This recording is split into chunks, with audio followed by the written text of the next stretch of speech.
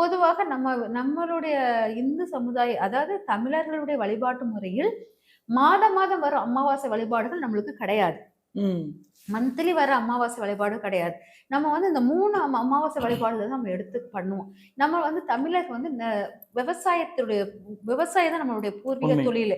அதனால நம்ம விவசாய துறையில் நம்ம இருக்கிறதுனால, நம்ம வந்து இந்த மாதம் அமாவாசை அதெல்லாம் விரதங்கள்லாம் நம்மளால எடுக்க மாட்டோம். நம்ம அதிகாலையில காலையில போனோம்னா, ஒரு 4 மணிக்கு எந்திரிச்சு சமைச்சு வச்சுட்டு வயல்ல போயிருவானுங்க. அழகா அப்புறம் நைட்டு தான் வருவாங்க.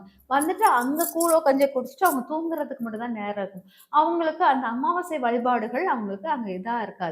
இந்த 3 அமாவாசைகளில் வந்து அவங்க விவசாயம் வந்து அப்போ ஓய்வுல இருக்கிற மாரி இருப்பாங்க. அப்போ விவசாயம் நடக்காது.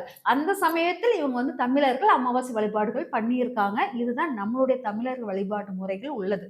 இப்பதான் புதுசா வந்து டெக்னாலஜி வளரவும், YouTubeல நெறைய விஷயங்கள் பார்த்து எல்லாரும் எல்லா பண்டிகைகளும் எல்லா இதுவும் கொண்டாடுறாங்க.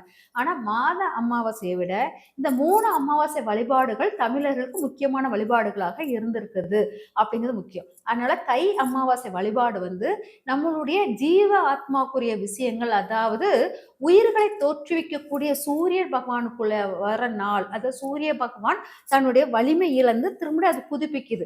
அதாவது மார்கழி மாசம் வரைக்கும் அது பனிக்காலத்தில் சூரியனுடைய ஒளி, வெப்பம் அதெல்லாம் குறைவாக இருந்தது.